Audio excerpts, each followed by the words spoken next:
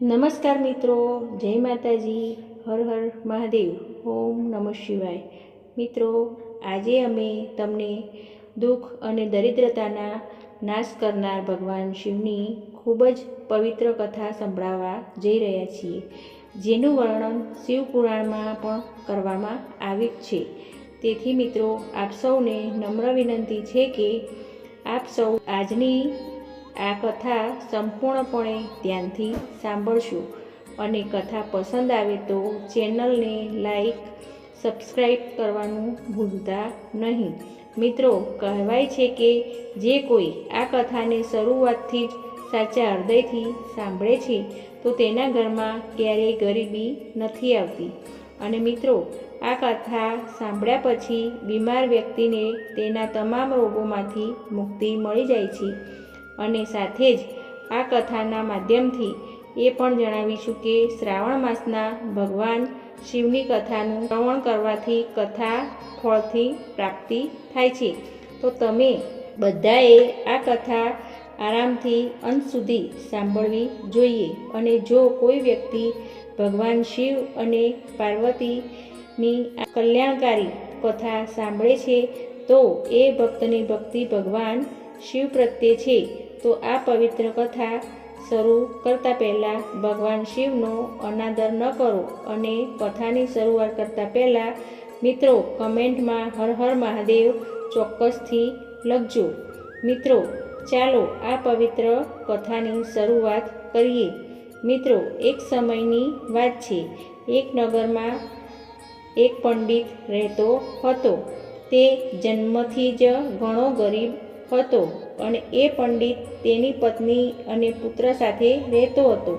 તેના પુત્રનું નામ સોમનાથ હતું।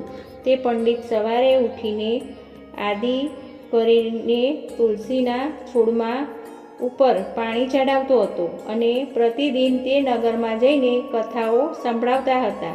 પરંતુ તે પંડિતના પ્રયત્નોને કારણે તેની પત્નીને બધા જ કામ બિલકુલ પસંદ ન હતા, કારણ કે તે પંડિતની પત્ની વર્ષોથી ભગવાન ભોલેનાથની પૂજા કરતી હતી અને શ્રાવણ મહિનામાં બધા દિવસોમાં વ્રત પણ કરતી હતી।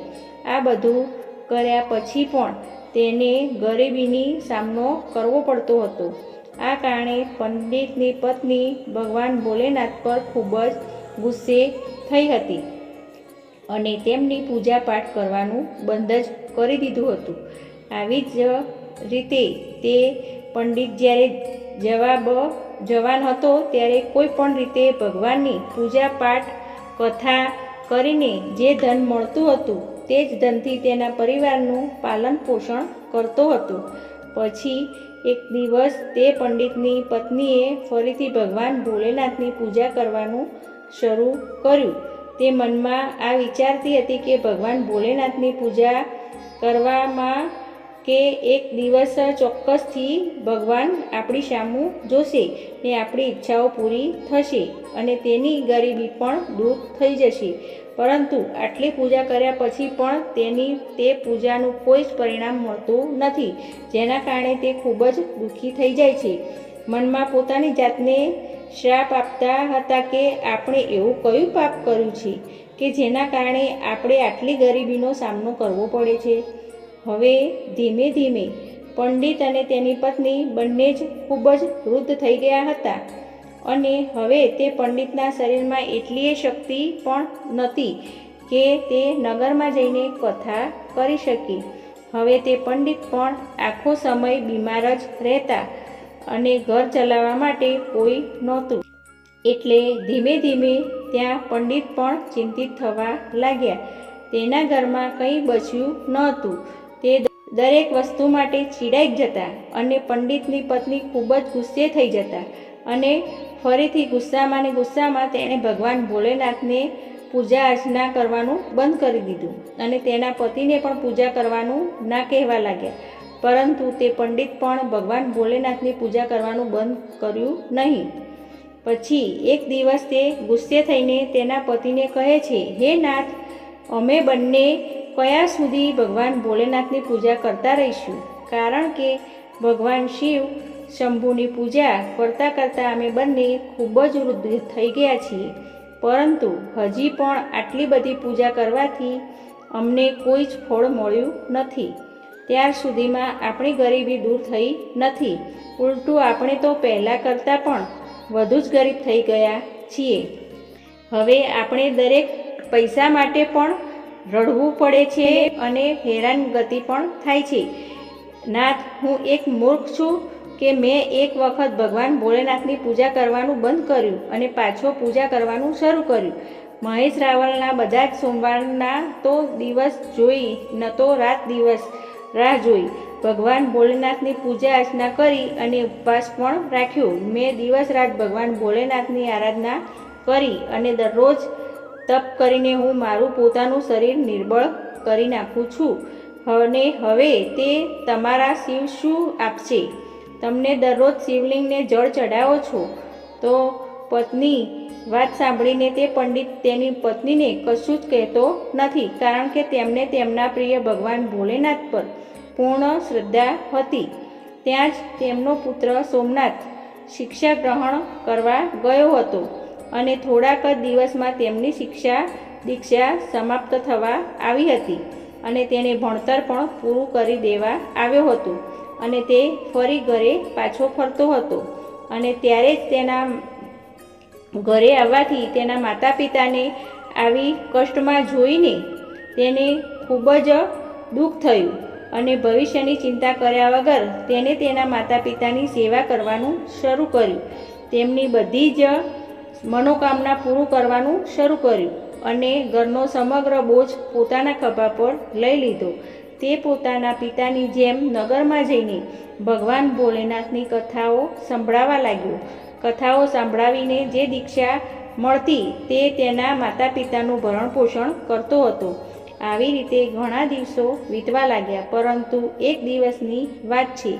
સોમનાથ તે નગરમાં ભગવાન શિવના પ્રાચીન મંદિરમાં પૂજા અર્ચના કર્યા પછી ત્યાં ઉપસ્થિત શિવભક્તોને ભગવાન ભોલેનાથની પાવન પ્રથાનું શ્રાવણ કરાવતા પહેલાં કહે છે કે જે કોઈ પણ ભગવાન ભોલેનાથની આ પવિત્ર કથાને સાચા મનથી સાંભળશે તો ભગવાન ભોલેનાથ તેમની બધી જ મનોકામનાઓ પૂર્ણ કરે છે.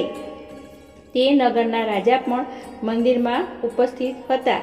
સોમનાથની આ વાત રાજાને ખૂબ જ પસંદ આવી. તેથી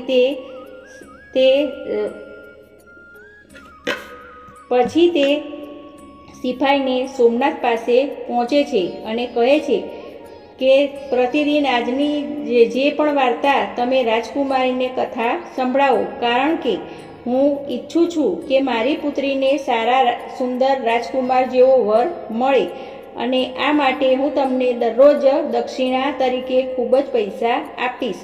સોમનાથ રાજાના આવા શબ્દો સાંભળીને ખૂબ જ ખુશ થઈ ગયા અને રાજકુમારીને દરરોજ વાર્તાઓ સંભળાવવા માટે રાજી પણ થઈ ગયા.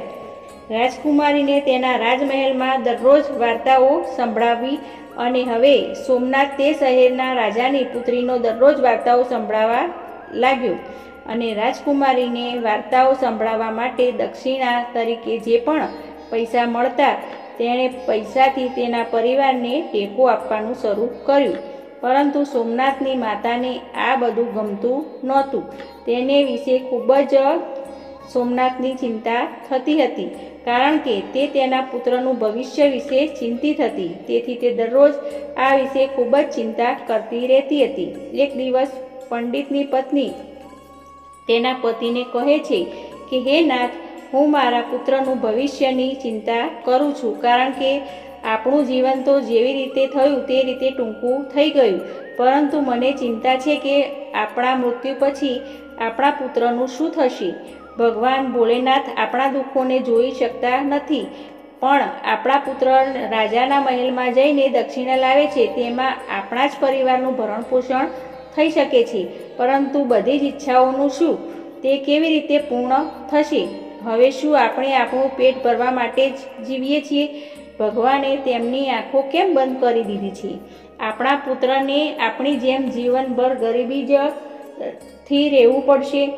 તો મિત્રો, જ્યારે માતા પાર્વતીએ તે પંડિતની કરુણા પુકારને સાંભળ્યું ત્યારે તે સિદ્ધરાજ ભગવાન ભોલેનાથ પાસે ગયા અને ત્યારે ભગવાન ભોલેનાથજીએ પૂછ્યું, હે દેવી પાર્વતી, આજે તમે ખૂબ જ ચિંતિત દેખાઈ રહ્યા છો. ત્યારે માતા પાર્વતીજીએ ભગવાન ભોલેનાથને કહ્યું, હે શિવશંભુ, તમે ત્રિકાળદર્શી છો.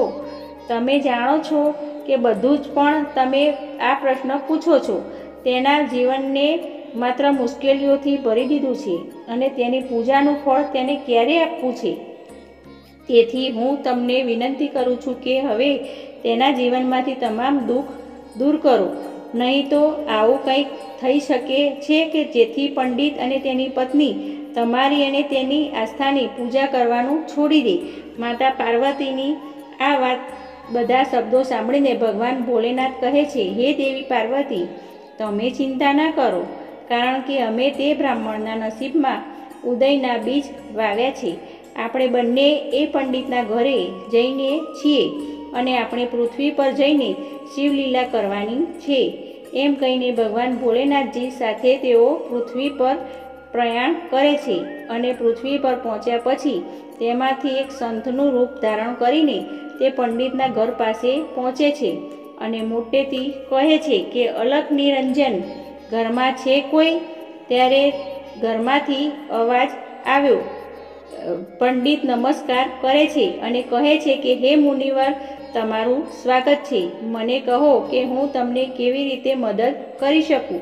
મનમાં વિચારવા લાગ્યો કે એ અમારા મહેમાન છે, પણ મારે તેને ના પાડવી જોઈએ, કારણ કે જો તેને ખરાબ લાગે છે તો તે મારા આખા પરિવાર સાથે મને શાપ આપી શકે છે.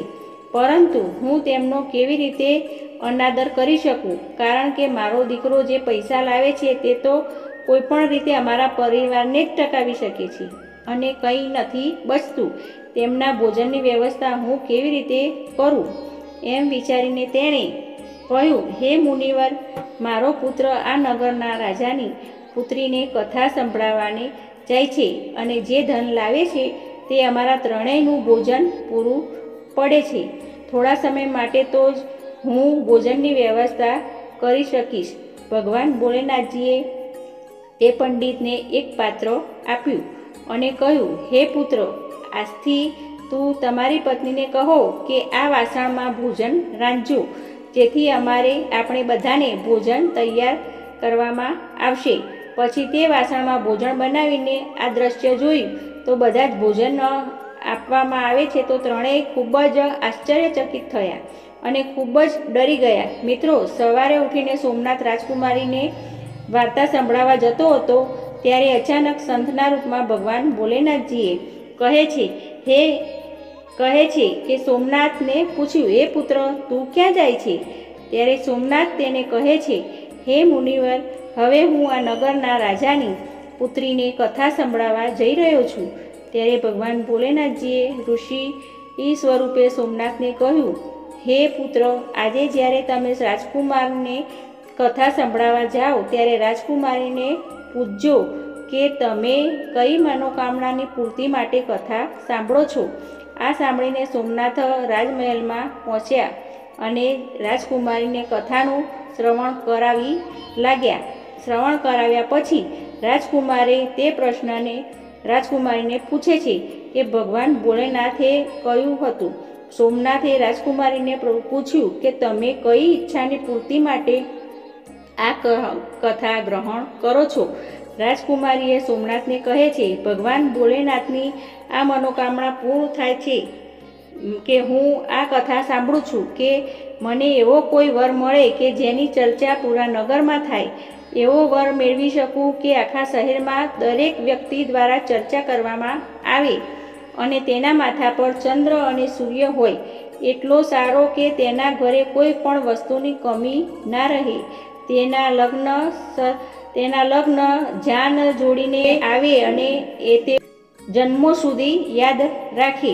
રાજકુમારીના આ શબ્દો સાંભળીને સોમનાથ ઘરે પરત ફરે છે અને ભગવાનને બધી વાત કહે છે. ત્યારે ભોલેનાથ ઋષિના રૂપમાં સોમનાથને કહે છે કે હે પુત્ર, હવે પછી કાલે તું રાજકુમારીને કથા શ્રવણ કરાવવા જઈશ ત્યારે એ જ પ્રશ્ન પાછો પૂછજે. જો રાજકુમારી તમને કાલે વળીને પાછી કહે કે તું એને શીઘ્ર કહે છે કે તારે જેવો વર જોઈએ છે એવો જ ફક્ત હું જ છું એમ કહીને ત્યાંથી ભાગી જજે. પછી સોમનાથ ભગવાન ભોલેનાથજીને કહે છે, હે મુનિવર, ક્યાં હું અને એક ક્યાં ગરીબ બ્રાહ્મણનો દીકરો અને ક્યાં એ નગરના રાજાની પુત્રી, આપણે કેવી રીતે લગ્ન કરી શકીએ? અને તેણે આપેલી દક્ષિણા પર મારું ઘર ચાલે છે. પરંતુ જ્યારે રાજાને ખબર પડશે કે હું તેની પુત્રી સાથે લગ્ન કરવા માગું છું તો સમગ્ર પરિવાર રહિત સહિત મૃત્યુદંડ આપશે. તેથી કૃપા કરીને મને માફ કરો, કારણ કે હું આ કરી શકીશ નહીં. સોમનાથની વાત સાંભળીને ભગવાન ભોલેનાથજીએ ઋષિ સ્વરૂપે સોમનાથને કહ્યું કે હે પુત્ર, તે ઠીક જ છે. હું હમણાં જ તારા અને તારા પરિવારને મારા શ્રાપથી ભસ્મ કરીશ. પહેલાંથી જ સોમનાથ ઋષિનો ચમત્કારથી વાકેફ હતા અને એમની વાતોથી જ ખૂબ જ ગભરાઈ ગયો હતો અને મનમાં વિચારવા લાગ્યો કે મને મારા પરિવારને રાજા તો પછી મૃત્યુ આપશે, પણ આ ઋષિ હમણાં જ શ્રાપથી અમને ભસ્મ કરી નાખશે. મનમાં આ વિચારીને સોમનાથે ભગવાન ભોળાનાથને કહ્યું, હે ઋષિવર, હું તમારી વાતને માનવા તૈયાર છું. પછી તે રાજકુમારીને ભગવાન ભોળાનાથની કથા સંભળાવવા માટે રાજમહેલ તરફ જવા નીકળી ગયો. ત્યાં પહોંચીને તે રાજકુમારીને ભગવાન ભોળાનાથની કથાનું શ્રવણ કરાવ્યું. તે પછી તેણે રાજકુમારીને ફરીથી પૂછ્યું, રાજકુમારી, તમે તમારા કઈ ઈચ્છા પૂર્ણ કરવા માટે ભગવાન ભોળેનાથની કથા સાંભળો છો? ત્યારે રાજકુમારીએ ફરીથી જ જવાબ આપ્યો જે એને પહેલા દિવસે આપ્યો હતો. ત્યાર પછી સોમનાથ એ રાજકુમારને કહે છે કે એ રાજકુમારી, તમારે જેવો વર જોઈએ છે એવો વર હું જ છું. આટલું કહીને સોમનાથ ત્યાંથી ભાગી ગયો. ભાગતાથી ઝડપથી પોતાના જ ઘરે પહોંચી ગયો. પણ સોમનાથની આ વાત સાંભળીને રાજકુમારી બહુ ગુસ્સે થઈ ગઈ. પછી તેણે તેની દાસીને બોલાવીને બધી વાત કહી અને દાસીને કહ્યું કે આ મારી વાત મારા પિતાશ્રીને કહી દો. અને જ્યારે રાજાને દાસીએ જઈને વાત કરી તો રાજાને ખબર પડી ત્યારે રાજા પણ ખૂબ જ ગુસ્સે થઈ ગયા અને તે રાજકુમારને ભરોસો આપવા માંડ્યા કે પંડિતને આ માટે ચોક્કસપણે સજા કરીશું. તેમના મંત્રીને દરબારમાં આવવા કહ્યું અને તેમની સાથે ચર્ચા કરવા લાગ્યા. ત્યારે તેમના મુખ્ય પ્રધાનને રાજાએ કહ્યું, હે રાજા, તેને ફાંસી આપીને સજાપાત્ર ગુનો કર્યો છે, પણ તે વિદ્વાન છે. કારણ કે જો તમે તેને ફાંસી આપો તો તમારા પર ગંભીર પાપનો આરોપ લાગશે, બ્રહ્મ હત્યાનું પાપ લાગશે. તેથી આપણે તેને અલગ રીતે સજા કરવી જોઈએ, જેથી તમને બ્રહ્મ મારવાનો પાપ થાય નહીં. અને પછી રાજાને લાંબા સમય સુધી વિચાર કર્યો અને તેના કેટલાક સૈનિકોને બોલાવ્યા અને કહ્યું કે તે પંડિત અને તેના ઘરે જાય. રાજા સાહેબે તેમની પુત્રીના લગ્ન કરવાનું કહ્યું છે. પછી રાજાએ કેટલાક સૈનિકોને બોલાવ્યા અને પછી કહ્યું કે બ્રાહ્મણના ઘરે જાઓ અને પંડિતને કહો કે રાજા સાહેબની તેની પુત્રીના લગ્ન તમારી સાથે કરવા તૈયાર છે, પરંતુ તેમની કેટલીક શરતો છે જે તમે પૂરી ન કરી શકો તો તેઓ તમને અને તમારા સમગ્ર પરિવારને મૃત્યુદંડ આપશે. રાજાએ પહેલી શરત એ છે કે બધા જ જાનૈયોના સન્માન માટે નાના એવા તંબુ બનાવવા અને એમાં કોઈ પણ રહી ના જવું જોઈએ. એક પણ તંબુ ખાલી રહેવો ના જોઈએ. શરત એ છે રાજાએ લગ્નના સન્માનમાં બનાવેલું ભોજન બચવું ના જોઈએ. ત્રીજી શરત એ છે કે જાનમાં આવેલા જેટલા પણ હોય તે આખા રાજ્યમાં અત્યાર સુધી આવી જાન ક્યાંય પણ ના જોઈ હોય. આવું અદ્ભુત લગ્નનું જાન શહેરમાં તમામ લોકોને પ્રશંસા કરવી જોઈએ. અને જો લગ્નની જાન પહોંચે ત્યારે અમારી કોઈ પણ શરત અધૂરી જણાય તો લગ્નની જાનમાં જ આવેલા તમામ મહેમાનોને મૃત્યુદંડ આપવામાં આવશે. રાજાને આવો આદેશ મળતા જ તે સૈનિકો સોમનાથના ઘર તરફ આગળ વધે છે અને બીજી તરફ સોમનાથ સંતરૂપી ભગવાન ભોલેનાથને આખી વાત કહે છે. તમારા કહ્યા અનુસાર મેં રાજકુમારીને બધી જ વાત કહી દીધી હતી, મારા માટે ફાંસીનો સંદેશો પહોંચ્યા ભેગો છે. આટલામાં જ તે રાજાના સૈનિકો જોરથી દરવાજો ખખડાવવા લાગ્યા અને ત્યારે સોમનાથ પિતાને દરવાજો ખોલ્યો. સૈનિકો તેના પિતાને પૂછે છે, શું તમારો પુત્ર રાજકુમારી સાથે લગ્ન કરવા માટે ઈચ્છે છે? રાજા સાહેબે તેમની પુત્રીના લગ્નની મંજૂરી પણ આપી દીધી છે, પરંતુ રાજા સાહેબની કેટલીક શરતો છે જે પૂરી કરવી પડશે, નહીં તો તમારા સમગ્ર પરિવારનું મૃત્યુદંડ આપવામાં આવશે. તેથી સૈનિકોની વાત સાંભળીને તેઓ ખૂબ જ ગુસ્સે થયા અને તેમને કહ્યું કે હે સૈનિકો, રાજાને કઈ શરતો પૂરી કરવી પડશે? કૃપા કરીને અમને તે શરતો જણાવો. ત્યારે રાજાના તે સૈનિકે સોમનાથના પિતાને કહે છે કે બ્રાહ્મણ રાજાની પ્રથમ શરત એ છે કે લગ્નમાં આવેલા બધા જ મહેમાનોને સમાવવા માટે કેટલા તંબુ શણગારવામાં આવે. જો એક પણ તંબુ મહેમાનો વગર ખાલી રહ્યું તો રાજા તમને અને તમારા બધા જ મહેમાનોને મૃત્યુદંડ આપશે. બીજી શરત એ છે કે રાજાએ લગ્નના સન્માનમાં બનાવેલું ભોજન બચવું ના જોઈએ. ત્રીજી શરત એ છે કે જાનમાં એવા જે કોઈ પણ આવ્યા હોય આખા રાજ્યમાં અત્યાર સુધીમાં કોઈ પણ ના હોય એટલી એની અદ્ભુત લગ્નની જાન જોડાવી જોઈએ કે શહેરના તમામ લોકો પ્રશંસા કરી શકે. અને જો લગ્નની જાન પહોંચે ત્યારે અમારી કોઈ શરત અધૂરી જણાય તો લગ્નના જાનમાં જ આવેલા તમામ મહેમાનોને મૃત્યુદંડ આપવામાં આવશે. રાજાના સૈનિકોની વાત સાંભળીને સોમનાથ અને તેના પિતા ઘણા જ દુઃખી થઈ ગયા અને તેમના હાથ પગ પણ ધ્રુજવા લાગ્યા. ત્યારે સાધુરૂપી ભગવાન ભોળાનાથે કહ્યું, તમે ડરશો નહીં, પરંતુ રાજાનો પ્રસ્તાવ સ્વીકાર કરીને લગ્નની તૈયારી કરો અને તમારો ઉત્તર આપીને રાજાના સૈનિકોને વિદાય કરો. તેઓ લગ્નની તૈયારી શરૂ કરે છે અને લગ્નના દિવસે જ જાન લઈને પહોંચી જઈશું. પછી સોમનાથે રાજાના સૈનિકોને જવાબ આપ્યો કે રાજાના સૈનિકો રાજમહેલમાં જઈને રાજાને બધી વાત જણાવે છે. ત્યારે સોમનાથ તરફથી રાજાને સકારાત્મક જવાબ મળ્યો ત્યારે તે ખૂબ જ આશ્ચર્યચકિત થઈ ગયો અને તે મનમાં ચિંતિત પણ થઈ ગયો. આવી દુર્લભ સ્થિતિ શું મારા માટે કોઈ દુશ્મનનો તેને સાથ આપે છે? તેના મનમાં ઘણા બધા વિચારો આવતા રહ્યા.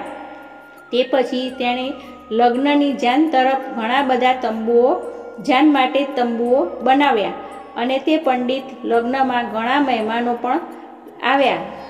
વધુ મહેમાનો નહીં આવે ત્યારે મારી શરત હારી જઈશ, પછી તેના આખા પરિવાર માટે મૃત્યુદંડ આપીશ. બીજી તરફ સોમનાથ બધાના ઘરે જઈને કહેતો હતો કે લગ્નમાં આવવા માટે આવવું. ત્યારે બધાએ સોમનાથને કહ્યું કે ના, સામે નહીં આવી શકીએ, અમારે આટલી જલ્દી મરવું નથી, તારો છેલ્લો સમય નજીક જ છે, અમે શા માટે તારી સાથે લગ્નમાં જાનમાં જોડાઈએ. પછી સોમનાથ ખૂબ જ અસ્વસ્થ થવા લાગ્યો. બધાની આવો વાતો સાંભળીને અત્યાર સુધીમાં તો લગ્નની જાનની કોઈ સાથ આપવા તૈયાર નહોતું. પછી લગ્નનો દિવસ પણ આવી જ ગયો. લગ્નના દિવસે સોમનાથ ઘણો જ ચિંતિત હતો. જ્યારે સાધુરૂપી ભગવાન ભોલેનાથે સોમનાથને ઘણો પરેશાન જોયો ત્યારે તે બોલ્યા, હે પુત્ર, આજે તો વિવાહ થવાના છે અને આજના દિવસે તું આટલો ચિંતિત કેમ છે? મને કહો તો હું કઈ વાત માટે તમને કંઈ કહું. આટલો ચિંતિત થાય તો હું તારી સાથે છું. મારા રહેતા સુધી તારે પરેશાન થવાની કોઈ જરૂર નથી. ત્યારે સોમનાથે ભગવાન ભોલેનાથજીને કહ્યું, હે મુનિવર, તમને કહેવાનો શું ફાયદો? મારું નસીબ જ ખરાબ છે. નસીબમાં જે લખ્યું છે તે થાય છે જ. આ કહીને તે તૈયાર થઈ જાય છે અને રાજમહેલ તરફ જવા નીકળે છે. મિત્રો, પછી ભગવાન ભોલેનાથજીએ તમામ દેવતાઓને, ભૂત અને ગંધર્વોને સોમનાથની શોભાયાત્રામાં નિમંત્રણ આપ્યું અને તેઓને સોમનાથની શોભાયાત્રામાં માન સ્વરૂપમાં સામેલ કર્યા. માનવ સ્વરૂપે સામેલ થઈ ગયા. જ્યારે સોમનાથની લગ્નની જાન પહોંચી ત્યારે લગ્નની જાન એટલી બધી આવી ગઈ કે તમામ લગ્નની જાન સાથે રાજાઓ શણગારેલા તમામ તંબુઓ પણ લગ્નની જાનમાં ભરાઈ ગયા અને કેટલાક લગ્નના જાન તો તંબુ વગર બહાર જ રહી ગયા. રાજાના લગ્નની જાન રહેવા માટે અને આગળની વ્યવસ્થા કરવા માટે લગ્નની જાન ઘર અને તંબુઓની જગ્યા બચી જ નથી. પછી રાજાએ મનમાં વિચાર્યું કે શરૂ કર્યું કે લગ્ન જાન તેની સાથે કોઈ આવવા માંગશે નહીં. હું તેના માટે તૈયાર નહોતો અને હવે લગ્નમાં આટલા બધા મહેમાનો ક્યાંથી આવ્યા? મારે એકવાર જઈને જોવું જ જોઈએ. આ વિચારીને રાજા તરત જ ત્યાં પહોંચી ગયા અને ભગવાન ભોલેનાથજીને જ્યારે રાજાના લગ્નની જાન આવતા જોયા ત્યારે તેમણે શુક્ર અને શનિદેવને બાળકનો રૂપ ધારણ કરવા કહ્યું અને ભૂખના કારણે વિલાપ કરવા કહ્યું. અહીં રાજાએ ભૂખના કારણે 2 બાળકોને રડતા જોયા ત્યારે તે સાધુરૂપી ભોલેનાથ પાસે ગયા અને પૂછ્યું, હે મહાત્મા, આ બાળકો આટલા કેમ રડી રહ્યા છે? ત્યારે ઋષિ રૂપી ભગવાન ભોલેનાથજીએ રાજાને જવાબ આપતા કહ્યું કે આ બંને બાળકોને ખૂબ જ ભૂખ લાગી છે એટલે આટલો બધો વિલાપ કરે છે. પછી તે રાજાએ તે બંને બાળકોને ભોજન સ્થાન પર મોકલી આપ્યા. થોડી જ વારમાં રાજાના સૈનિકો આવ્યા અને રાજાને કહેવા લાગ્યા, હે રાજન, તે બંને બાળકોએ બધું જ ભોજન ખાઈને પૂરું કરી દીધું છે, તો પણ તે બાળકો જોરથી રડે જ છે. તેઓને હજુ પણ ભૂખ શાંત થઈ નથી. રાજા તો એના સૈનિકોના આવા શબ્દો સાંભળીને ખૂબ જ પરેશાન થઈ ગયો અને કહેવા લાગ્યો કે તેનો બધો અહંકાર તૂટી ગયો. ભગવાન ભોલેનાથજીના ચરણોમાં હાથ જોડીને બેસી ગયા અને કહેવા લાગ્યા, હે સંત મહારાજ, હવે મારી લાશ તમારા હાથમાં છે. ત્યારે ભગવાન ભોલેનાથજી કહે છે કે કંઈ વાંધો નહીં, બધું જ સારું થઈ જશે. તમે મહેલમાં જઈને લગ્નની જાન કાઢવાની છે તેની તૈયારી કરો. રાજકુમારી કરતાં સોમનાથનું મુખ ચંદ્ર અને સૂર્યની સુશોભિત હતું અને શોભાયાત્રામાં સમયે સોમનાથ અને સુંદર રથમાં રાજકુમારી તરફ જવા લાગ્યો. તે રથની આગળ ઘણા લગ્નના બેન્ડ બાજામાં નાચતા હતા અને ઘણા લગ્નના જાનમાં એકબીજા પર નાચતા હતા અને એકબીજા પર ફૂલ પણ નાખતા હતા અને હાથના સિક્કાઓ. સોમનાથની શોભાયાત્રામાં આવું દ્રશ્ય જોઈને એક શહેરના કેટલાક લોકો કહેવા લાગ્યા કે આ પંડિતનું નસીબ જુઓ, તેનું કપાળ ચંદ્ર સૂર્યની સુશોભિત છે અને ચારેય બાજુ ધનલક્ષ્મીનો શણગાર છે. એવી રીતે ફેંકવામાં આવે છે કે જાણે કોઈ શ્રીમંત રાજાનું લગ્નની જાન નીકળી હોય અને આપણે જીવનમાં આવું લગ્ન વિવાહ ક્યાંય જોયું નથી, ભવિષ્યમાં પણ જોવાની આશા નથી. માતા પાર્વતીજીએ ભગવાન ભોલેનાથજીને કહે છે, હે ભગવાન, તે સાચું જ છે કે જેને તમારો આશીર્વાદ મળે છે તેના માટે કંઈ જ સુખ સંપત્તિના તાળા ખુલી જ જાય છે. તો ભગવાન ભોલેનાથજીના માતા પાર્વતી કહે છે, હે દેવી પાર્વતી, દરેક ભક્તને મારી ભક્તિ છે તેમની ઉપાસનાનું ફળ હું અવશ્ય જ આપું છું અને જ્યાં સુધી તેમના પાપ કર્મોનો નાશ ન થાય તેમજ તેમના ભાગ્યનો અંત પણ નજીક જ આવે છે. દરવાજાના હું ખોલું જ છું અને સોમનાથ અને રાજાની પુત્રીના ઔપચારિક લગ્ન થાય છે અને તે રાજકુમારી બંનેને પછી સોમનાથ અને રાજાની પુત્રીની વિધતા લગ્ન થાય છે અને પછી તે રાજકુમારીને પાલખીમાં પોતાના ઘરે લાવે છે. મિત્રો, જે કોઈ પણ ભક્ત ભગવાન ભોલેનાથજીના કથાઓ દરરોજ સાંભળે છે તે પણ સોમનાથની જેમ સુંદર અને સુંદર બની જાય છે અને રાજકુમારી ભગવાન ભોલેનાથજીને કથાનો દરરોજ સાંભળી હતી, તેથી તેણે ભગવાન ભોલેનાથજી અને માતા પાર્વતીની કૃપાથી એક સારો વર મળ્યો હતો. કોઈ વસ્તુની કમી પણ ન હતી. તે પછી સોમનાથ માતાએ ફરી ભગવાન ભોલેનાથજીની પૂજા કરવાનું શરૂ કર્યું અને દરરોજ ઘણા પૈસા ગરીબોમાં વહેંચવા લાગ્યા અને સાથે જ તે મિત્રો ભગવાન ભોલેનાથજીની વાર્તાઓ પણ સાંભળવા લાગી. મિત્રો, દરરોજ ભગવાન ભોલેનાથજીને કથા સાંભળવાથી અને પૂજા કરવાથી શુભ ફળ મળે જ છે આથી શ્રાવણ મહિનામાં એકવાર ભગવાન ભોલેનાથજી અને માતા પાર્વતીની કથા અવશ્ય સાંભળો. તો મિત્રો, આ રીતે તમારી દરેક મનોકામના ચોક્કસથી પૂર્ણ થાય જ છે. મિત્રો, આશા રાખું છું કે આજની આ પવિત્ર કથા વાર્તા તમને બધાને ગમી હશે. તો મિત્રો, કૃપા કરીને કોમેન્ટમાં જણાવો. અને જો તમે બધાને હજુ સુધી અમારી ચેનલને સબસ્ક્રાઈબ નથી કરી તો આપ સૌને આવી માહિતીપ્રદ અને જ્ઞાનવર્ધક કથાઓ તેમજ વાર્તાઓમાં રસ છે તો આપની પોતાની ચેનલ ટોપ વાતો ગુજરાતીને સબસ્ક્રાઈબ કરો. તેમજ મિત્રો, કોમેન્ટમાં બોક્સમાં ઓમ નમઃ શિવાય અને હર હર મહાદેવ લખવાનું ભૂલતા નહીં. તો મિત્રો, ફરી મળીશું એક નવા વિડીયો સાથે. ત્યાં સુધી વિડીયોને અંત સુધી સાંભળવા બદલ આપ સૌને દિલથી ખૂબ ખૂબ આભાર. જય માતાજી, હર હર મહાદેવ, જય માતા લક્ષ્મી, જય માતા પાર્વતી.